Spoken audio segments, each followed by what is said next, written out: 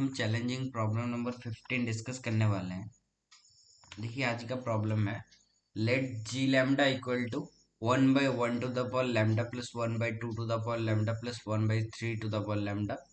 मतलब ऐसे चलता जाएगा। ये इनफाइनाइट सीरीज है। यहाँ पे आपको दिया हुआ है कि लैम्डा एक नेचुरल नंबर है एंड लैम्डा की वैल्यू 2 या 2 से ज्यादा है। ये 2 एंड 2 से क्यों ज्यादा दिया हुआ है थोड़ी देर में एक्सप्लेन करता हूँ। और आपको एक वैल्यू दिया हुआ है कि जी ऑफ 2 इक्वल टू पाई² बाई 6 और आपको इस इंटीग्रल की वैल्यू फाइंड करना है। तो आप पहले वीडियो को पॉज करके ट्राई कीजिए। इसका लेवल मीडियम कह सकते हैं, लेकिन किसी किसी के लिए एडवांस भी हो सकता है और जिसने इस तरह के प्रॉब्लम कर रखा है उसके लिए इजी भी हो सकता है। तो थोड़ा बैकग्राउंड डिस्कस करते हैं क्वेश्चन का। देखिए जो जी लैम्डा दिया हुआ है, जी लैम्डा जो भी दिया हुआ है, तो सपोज करें जी ऑफ पी है। तो जी ऑफ पी है 1/1 plus 1/2 to the power p plus 1/3 to the power p plus 1/n to the power p plus so on. याद रखिएगा ये एक इनफाइनाइट सीरीज है।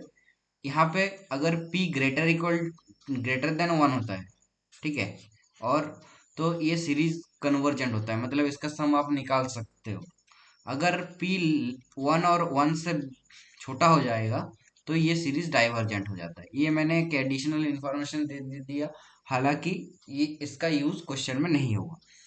तो आपको जी ऑफ 2 का यूज कहीं ना कहीं करना पड़ेगा। और इस इंटीग्रल का वैल्यू दिया हुआ है पाई²बाई 8। तो you have to find root A.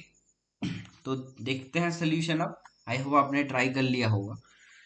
तो सोल्यूशन में जाने से पहले थोड़ा ऑब्जर्वेशन, हमेशा की तरह ln x/(x⁴ - 1)। देखिए मैं अपना एक्सपीरियंस से एक चीज एक्सप्लेन कर सकता हूँ। जिस जिस जगह पे आपको दिखे कि लिमिट्स जो दिया हुआ है उसके बीच में कोई पॉइंट एग्जिस्ट कर रहा है या फिर कॉर्नर के पॉइंट्स पे फंक्शन अनडिफाइन है, वहां पे फंक्शन ब्रेक होगा। इसका मतलब मैं थोड़ा अगर बताऊं तो जैसे कि आपने ln x का इंटीग्रेशन किया हुआ, राइट? तो ये तो होता है x ln x minus x. But आपने 0 to 1 जब लगाते हो तो 0 to 1 करते हो, तो ये जो 1 पे तो कोई दिक्कत नहीं है, राइट? लेकिन 0 पे देखिए ln 0 तो डिफाइन नहीं है। तो ये चीज डिफाइन नहीं है, ln 0 डिफाइन नहीं है, तो आप क्या करते हो, आप बेसिकली लिमिट निकालते हो। तो ये आप थोड़ा ऑब्जर्व अगर करोगे तो integral a to b f(x) dx, ये एक्चुअली आप निकालते हो। सपोज करें कि f(x) अगर g ऑफ x है, तो you can say it is actually limit x tend to b minus g of x minus limit x tending to a plus g of x। देखिए इसको रिलेट करने की कोशिश करें, ये हम बेसिकली इंटीग्रल कैलकुलस में करते हैं। इसको बोलते हैं एक्चुअली इम्प्रॉपर इंटीग्रल, जहां पे लिमिट्स पे फंक्शन डिफाइन ना हो, तो हम उन पॉइंट्स पे लिमिटिंग वैल्यू लेते हैं। ऐसा क्यों लेते हैं वो भी थोड़ा समझ लीजिए। सपोज करें a to b आपका फंक्शन इस तरह से है, ये भी a है ये b है। या तो सपोज करें कि c पे फंक्शन का वैल्यू डिफाइन नहीं है, इसका मतलब ये वाला पॉइंट को आपको हटाना पड़ेगा। लेकिन फंक्शन का लिमिट निकालेंगे तो ये पॉइंट आ जाएगा, तो एक पॉइंट का एरिया तो बहुत कम हुआ, तो उसको हम कंसिडर ना कर सकते हैं, क्योंकि एक पॉइंट का एरिया मतलब क्या हो जाएगा उसका। अगर आप देखें कि उसका जो विड्थ होगा वो डेल्टा हो जाएगा, और डेल्टा 10 to 0 हो जाएगा एक पॉइंट के लिए। तो एरर है, लेकिन वो बहुत छोटा एरर है, उसको करेक्ट भी किया जा सकता है। उसको पॉइंट एरर बोल सकते हैं, मतलब वो काफी कम होगा एरर, एक ही पॉइंट के लिए है ना। तो सिमिलरली अगर ए पे वैल्यू डिफाइन नहीं है लेकिन लिमिट मिल रहा है वहां पे, वन साइडेड लिमिट डिफाइन है, तो हम इंटीग्रल्स को कर देते हैं। इम्प्रॉपर इंटीग्रल का बेसिक यही कहता है कि ये जो जीरो मतलब जो लिमिट्स हैं वहां पे अगर अनडिफाइन हो रहा है फंक्शन, या उस उन लिमिट्स के बीच में अनडिफाइन हो रहा है, तो उन पे हमें इंटीग्रल को ब्रेक करना है एंड फिर इस कंडीशंस को लगा देना है। हालांकि आपने इतना डेप्थ में नहीं किया होगा, लेकिन ये तो सभी करते हैं, integral 0 to 1 ln x dx वाला। तो मेरा एक्सपीरियंस ये कहता है जहां पे भी इम्प्रॉपर इंटीग्रल है वहां पे आपको तोड़ना पड़ेगा, या तो आप सिंप्लीफाई करके तोड़ो या फिर मतलब उन पॉइंट्स पे पहले ही इंटीग्रल को ब्रेक कर दो। तो मुझे लग रहा है कि यहाँ पे आप ऐसा कर सकते हो कि डिनोमिनेटर को देख के तो सभी को पता लग गया होगा कि x to the power 4 - 1 can be factorise. Integral calculus में अगर डिनोमिनेटर फैक्टराइज हो रहा है तो उसको कर देना चाहिए, उसको कर देना चाहिए। अब देखो, इस ये पार्ट में तो कोई सभी कर सकते हैं इस पार्ट तक। अब क्या कर सकते हैं इसको निकालने के लिए? देखिए, अगर बाई पार्ट्स लगा दें, बाई पार्ट्स लगाने से कोई बेनिफिट अभी दिख नहीं रहा मुझे, लेकिन इतना तो दिख रहा है कि पार्शियल फ्रैक्शन का कोई फीलिंग आ रहा है, क्योंकि इन दोनों को अगर सब्ट्रैक्ट करेंगे तो इधर एक 2 आ जाएगा। तो चलिए 1/2 integral 0 to ∞ into 2 ln x करते हैं। तो x² + 1 into x² - 1 dx। So 1/2 integral 0 to ∞ x² + 1 ln x dx by x² + 1 into x² - 1 minus 1/2 integration 0 to ∞ x² - 1 ln x dx by x² - 1 into x² + 1 into x² - 1 ऐसा हो गया। तो x² - 1 x² - 1 यहाँ पे cancel हो जाएगा। क्या मैंने सही किया? x² + 1 ln x dx minus x² - 1 ln x dx सही है। और यहाँ पे देखिए x² + 1 और x² - 1 कैंसिल हो जाए, x² + 1 कैंसिल हो जाए। तो it is 1/2 integral 0 to ∞ ln x dx by x² - 1 minus 1/2 integral 0 to ∞ ln x x² + 1 dx। अब देखिए, ये इंटीग्रल को ऑब्जर्व करें। ये इंटीग्रल कैसा लग रहा है आपको? ये इंटीग्रल अगर आप देखेंगे, इसमें अगर आप x को एक बार tan थीटा सब्सटीट्यूट कर दें तो आपको क्या मिलेगा? 0 to π/2 ln tan theta by sec² theta, और यहाँ पे भी sec² थीटा d थीटा। तो ये तो कैंसिल हो गया। तो 0 to π/2 ln tan theta d theta. तो आप इसको क्या लिख सकते हैं? π/2 माइनस थीटा वाला प्रॉपर्टी लगा दें तो tan π/2 माइनस थीटा कितना होता है? cot थीटा d थीटा लिख सकते हैं इसको। अब इन दोनों को ऐड कर दें तो इसको अगर सपोज I1 बोलते हैं तो 2I1 क्या हो जाएगा? Integral 0 to π/2 ln tan theta into cot theta d theta. तो ये तो ln 1 मतलब 0 हो गया, मतलब ये इंटीग्रल हमारा 0 हो गया। बचा सिर्फ ये वाला इंटीग्रल, बचा सिर्फ ये वाला इंटीग्रल 1/2 इंटीग्रल 0 to ∞। तो चलिए इसको भी सॉल्व करने की ट्राई करते हैं। तो हमारे पास अभी इंटीग्रल बच गया, integral 0 to ∞ ln x by x² - 1 d of x. देखिए, इसमें एक चीज ऑब्जर्व करना है। देखिए, इसमें अगर आप देखें x² + 1 में कोई ऐसा पॉइंट नहीं था कि डिनोमिनेटर अनडिफाइन हो रहा हो। न्यूमरेटर में 0 है लेकिन 0 लिमिट्स के अंदर है, मतलब 0 एंड इन्फिनिटी के बीच ऐसा कोई पॉइंट नहीं था कि इसमें फंक्शन अनडिफाइन हो। इसमें ऑब्जर्व करें कि 0 to ∞ में ऐसा कोई लिमिट नहीं है, कोई पॉइंट नहीं है जिस पर अनडिफाइन था, इसलिए हमने ब्रेक ही नहीं किया। लेकिन इसमें है, इसमें अगर 0 to ∞ में 1 पॉइंट को देखें तो इस पर अनडिफाइन है, तो इसको इसमें आपको ब्रेक करना पड़ेगा। तो 0 to 1 ln x by x² - 1 dx plus 1/2 into integral 1 to ∞ ln x by x² - 1 dx, ये करना पड़ेगा। अब देखें, 0 to 1 तो सही है, लेकिन 1 to ∞ में सपोज करें अगर x को 1/t सब्सटीट्यूट करें तो 1/∞ टेन टू 0 हो जाएगा। तो ये अल्टीमेटली 0 to 1 ही हो जाएगा। तो मैं कोशिश करूंगा कि मेरा इंटीग्रेशन का लिमिट सेम आ जाए, इंटीग्रेशन का लिमिट क्या आ जाए? सेम आ जाए। तो मैं ये वाला पार्ट में आप क्या करें कि x को 1/t सब्सटीट्यूट कर दें।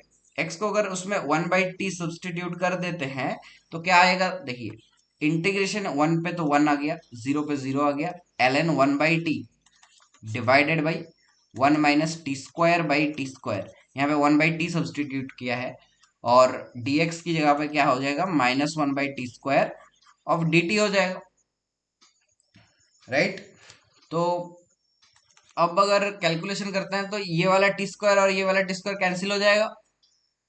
और ln 1/t है, तो यू कैन डू एक एक माइनस को देखिए, एक माइनस को कॉमन कर सकते हैं यहां से, that is t² - 1। So integral 0 to 1, देखिए यहाँ पे एक माइनस साइन है जिसको लिमिट के साथ एडजस्ट कर रहे हैं, इसको एडजस्ट कर दीजिए और यहाँ से आप लिख सकते हैं -ln t/1 - t² इसका मतलब इस वाला प्रॉपर्टी यूज किया, ln 1/a = -ln a, मतलब समझ रहे हैं ना कि 1/a² है और ln a² क्या हो जाएगा, -ln a हो जाएगा प्रॉपर्टी से। सो इसमें भी देखिए t है तो हम x के टर्म में ले जाते हैं, तो -ln x/1 - x² d(x), you can write it integral 0 to 1, इसमें माइनस को डिनोमिनेटर्स के साथ एडजस्ट कर रहे हैं, तो ln x/x² - 1 dx। इसका मतलब ये integral actually ln x/x² - 1 dx इसके इक्वल हो गया है। तो दिस इंटीग्रल इज 1/2 इंटू 2, मतलब ये दोनों इंटीग्रल बराबर हो गए हैं, तो integral 0 to 1 ln x/x² - 1 d(x)। तो ये इंटीग्रल तो हमारा बन गया इतना, ln x/x² - 1 d(x)। अब क्या कर सकते हैं, अब सोचिए, अब मैं एक आपको अब देखिए ये वाला इंटीग्रल निकालते हैं, integral 0 to 1 ln x/x² - 1 dx।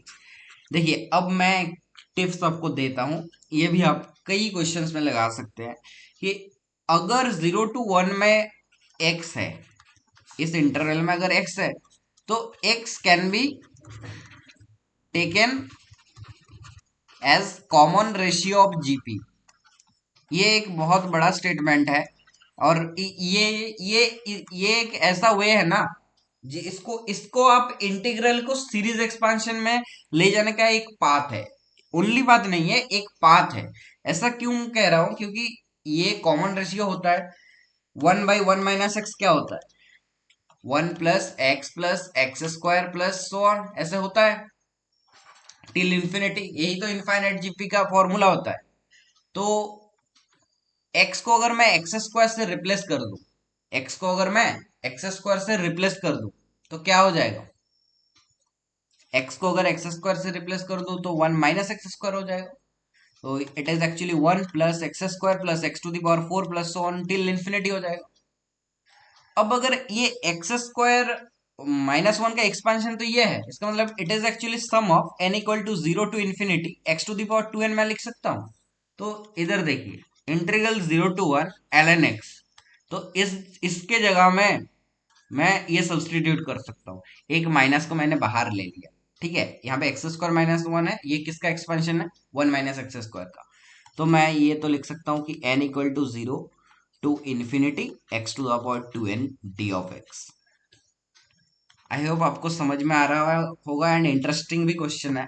अब क्या करेंगे, ठीक है, अब तो एक ही काम करना होता है कि जो भी आप इंटीग्रल में देख रहे हैं अभी, ln x dx को तो आप अंदर भी ले सकते हैं, लाइक ऐसे -0 to 1 sum of n = 0 to infinity। देखिए समेशन में वेरिएबल कौन है, x है या n है, ऑफ कोर्स n वेरी कर रहा है, तो you can take x⁴n ln x dx, क्योंकि ln x dx इस समेशन के रेस्पेक्ट में कांस्टेंट है, और आप समेशन एंड इंटीग्रल साइन को क्या कर सकते हैं, इंटरचेंज कर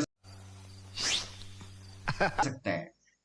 समेशन एंड इंटीग्रल को इंटरचेंज कर दीजिएगा, लेकिन लिमिट एंड इंटीग्रल को करने से पहले 2 बार सोचिएगा, क्योंकि वो वैलिड हमेशा नहीं होता है, लेकिन सम एंड इंटीग्रल इस तरह के केस में तो एटलीस्ट आपको रिजल्ट तो देगा ही देगा। तो n = 0 to infinity integral 0 to 1 x⁴n ln x dx।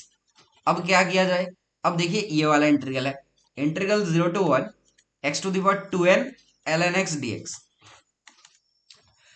इसको कैसे सॉल्व करेंगे, देखिए 0 भी एक ऐसा पॉइंट है जहां पे हमें चेक करना है, 1 पे तो कोई नहीं है, तो इसको आप ऐसे सोच सकते हैं कि it is like ln x dx का इंटीग्रेशन जैसे निकालते हैं वैसे ही निकल सकता है इसका इंटीग्रल। तो आप क्या करें कि ये ln x को फर्स्ट फंक्शन मान ले एंड x⁴n को सेकंड फंक्शन मान ले, मतलब कि बाई पार्ट्स लगा, तो ln x × x⁴n/2n + 1 from 1 to 0 minus integral 0 to 1 1/x into मतलब ln x का डेरिवेटिव इंटू अब इसका क्या करते हैं, डिफरेंशिएशन करते हैं, तो that is x to the power 2n plus 1 by 2n plus 1 d of x. तो अगर 1 पुट करेंगे तो ये तो एक्सप्रेशन तो जीरो हो जाएगा, और जीरो पे अगर आप इसका लिमिट निकालेंगे तो x l n x zero होता है, तो x to the power 2n l n x भी जीरो होगा, तो it is zero minus integral 1/2n plus 1 यहाँ पे है, और 0 to 1 x to the power 2n dx। देखिए x to the power 2n plus 1 में एक प्लस 1 है, तो कैलकुलेशन करेंगे तो ये आ जाएगा। Now minus 2n plus 1 into integral 0 to 1 x to the power 2n है। अब देखिए x to the power 2n मतलब फिर से वही x to the power 2n/2n plus 1 from 1 to 0, तो आंसर क्या आ रहा है, -1/2n प्लस 1 का स्क्वायर। मतलब इस पार्ट का आंसर है -1/2n प्लस 1 का स्क्वायर। तो चलिए समेशन में अब सब्सटीट्यूट करते हैं। तो sum of n equal to 0 to infinity 1/2n plus 1 का स्क्वायर -1/2n प्लस 1 का स्क्वायर कह सकते हैं। तो अगर इसको ओपन करते हैं तो क्या आ जाएगा, देखिए 1/3 स्क्वायर प्लस 1/5, सॉरी एक थोड़ा मिस्टेक हो गया सर, ये माइनस था और यहाँ पे भी एक माइनस साइन था, तो अल्टीमेटली ये प्लस आ गया। तो 1/3 square plus 1/5 square plus 1/7 square plus so on. सिर्फ वही नहीं है, इसमें 1 स्क्वायर भी ऐड है, इसमें 1 स्क्वायर भी ऐड होगा क्योंकि n इक्वल टू 0 पे 1 आ रहा है, तो 1 स्क्वायर। अब देखिए ये एक नया सीरीज आ गया है, इसका सम कैसे निकालेंगे, तो वही जी ऑफ लेमडा क्या गिवन था, जी ऑफ लेमडा, इसलिए जी ऑफ लेमडा आपको दिया हुआ है कि it is 1 plus 1/2 to the power lambda plus 1/3 to the power lambda so on. यहाँ पे तो पुट करके निकाल नहीं सकते, जी ऑफ 2 गिवन था, तो 1 plus 1/2 square plus 1/3 square plus 1/4 square ऐसे। तो इसमें सिर्फ ऑड टर्म्स लिया गया है, तो लेट्स से कि इसको पाई स्क्वायर बाई 6, देखिए क्वेश्चन एक बार वीडियो को रिवाइंड करके देख लीजिएगा, इसमें 2 डालेंगे तो ये पाई स्क्वायर बाई 6 दिया हुआ था। तो you can take 1 plus 1/3 square plus 1/5 square plus 1/7 square, सारे ऑड टर्म्स को कलेक्ट कर लिया और सारे इवन टर्म्स को इस तरह से कलेक्ट किया, 1/2 square 1/4 square plus 1/6 square plus 1/8 square. अब देखिए क्या किया जाए, तो 1 प्लस 1 ये तो हमारा रिक्वायर्ड सम है, let's call it S plus. अब देखिए 1/2 स्क्वायर को अगर कॉमन करेंगे तो it is 1 plus 1/2 square plus 1/3 square plus 1/4 square, इस तरह से चलता जाएगा। तो ये तो खुद पाई स्क्वायर बाई 6 है, ये खुद पाई स्क्वायर बाई 6 है, तो 1/4 इंटू पाई स्क्वायर बाई 6। अब देखिए अब तो हमारा जो एस आएगा वो क्या होगा, pi square by 6 minus 1/4 into pi square by 6, it means it is actually 3/4 into pi square by 6। Calculation थोड़ा आप चेक कर लेना, आई थिंक यही कैलकुलेशन में आ रहा है अभी। तो पाई एस तो जी ऑफ लैम्डा का वैल्यू, तो अपना इंटीग्रल का वैल्यू क्या हो जाएगा, पाई स्क्वायर बाई 8, तो ए का वैल्यू अपना 8 हो गया। तो रूट ए का वैल्यू कैसे निकालेंगे, √8। अब अगर आपका इंटीजर का टाइप का क्वेश्चन है तो आपको √8 का कुछ डेसिमल तक निकाल लेना है कि क्या होता है। तो देखिए ये भी एक ऐसे क्वेश्चन आ सकते हैं, थोड़ा सा आउट ऑफ सिलेबस क्वेश्चन है, बट देखिए इसको मैंने आउट ऑफ सिलेबस आप बिल्कुल कह भी नहीं सकते क्योंकि ये सारे इन्फॉर्मेशन आपको गिवन है। तो इससे आपको ये सीख लेना चाहिए कि पैराग्राफ टाइप अगर क्वेश्चन बनाया जाए तो वहां पे आपका आउट ऑफ सिलेबस क्वेश्चन डाला जा सकता है कुछ इन्फॉर्मेशन देके। आई होप ये क्वेश्चन का डिस्कशन आपको पसंद आया होगा। नेक्स्ट वीडियो में हम इसी तरह का एक और प्रॉब्लम लाने वाले हैं, तो तब तक आप लिमिट्स का जो भी प्रॉब्लम सॉल्विंग कोर्स चल रहा है वो भी अटेंड कर सकते हैं, वहाँ पे PYQs डिस्कस्ड है, और सम ऑफ बाइनोमियल कोएफिशिएंट्स भी चल रहा है, वो प्लेलिस्ट भी अटेंड कर सकते हैं। एंड तब आप टेलीग्राम ग्रुप भी ज्वाइन कर सकते हैं, वहाँ पे मैं आपसे डेली 5 क्वेश्चन शेयर कर रहा हूँ, और वहाँ पे उसका सोल्यूशंस भी, अगर अच्छे क्वेश्चंस होंगे या फिर आप लोगों का डाउट्स होगा तो वो क्वेश्चंस हम यहाँ पे वीडियो पे पिक कर लेंगे। तो थैंक्स फॉर वॉचिंग।